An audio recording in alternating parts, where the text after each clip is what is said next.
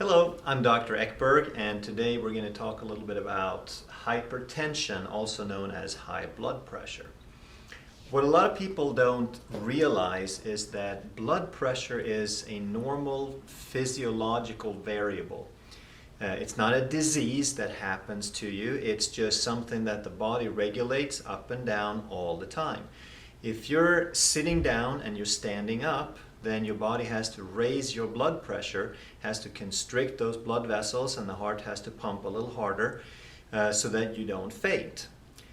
There's all kinds of different things that's going to make your blood pressure change. So high blood pressure or low blood pressure is not the issue.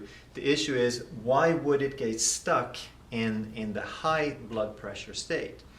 So anytime that you have stress, if you walk up some stairs, or if you're tense, or if you have a grizzly bear come running after you, any of those states of stress is going to increase your blood pressure, because your body is going to need that blood pressure to drive the blood around and make you work harder. The problem then is not that the blood pressure goes up. The problem is if it stays up. Why does your body think that you're still in a state of stress? And that's the real problem. So we have to understand a little bit about how the brain works.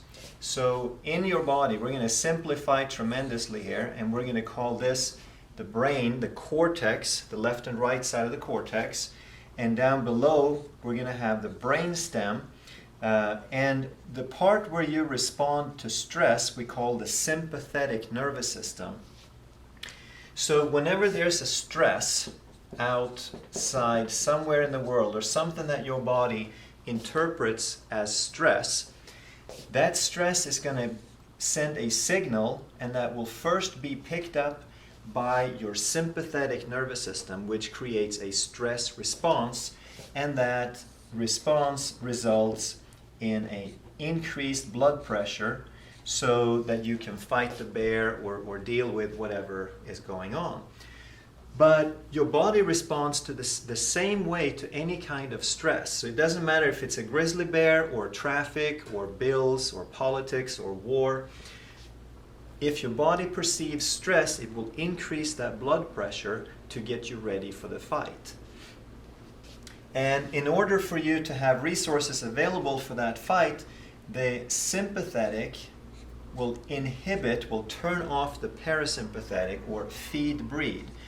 And what that simply means is there's only so many resources in your body, so you can't fight the outside and take care of the inside at the same time. You have to pick one. Now, how do we stop this? Why do people get stuck in this high blood pressure state?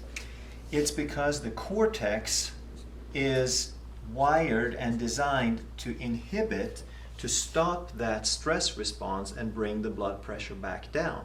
But that's the mechanism that isn't working. That's when we get stuck. So how do we increase the activity of the cortex so that we can bring the blood pressure down, so we can increase that inhibition?